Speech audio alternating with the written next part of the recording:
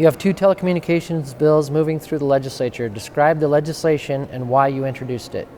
Well, we have guys that have plugged in phones and set up phone lines now for 20 years, and all of a sudden the Department of L&I came in and told them that they weren't qualified to do it, that they had to go get a higher licensing requirement, and it was going to knock about 2,000 to 3,000 people out of work. So I introduced a bill that basically said, if you have put in phone lines for the last 15, 20 years, you can continue to put in those phone lines, and you don't have to go back and get 4,000 hours of additional training.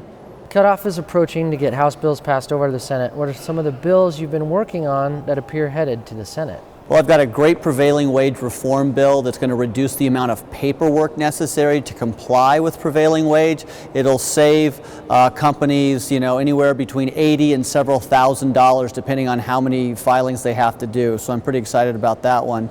I'm also excited about a bill that will grant farmers access to the John Wayne Trail during harvest season so that they can get their crop out to the main road without paying hundreds of dollars in fines to the Department of Parks. So those are two bills that I'm hoping to see take up in the Senate and become law.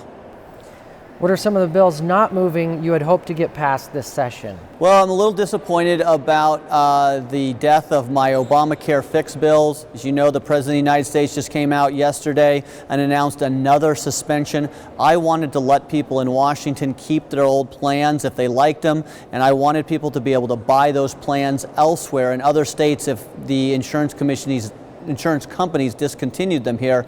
Those are not going to move, so that's pretty disappointing. And I also had a bill that would preserve public access to large tracts of public land, and the Democrats killed that bill as well. So you win some, you lose some.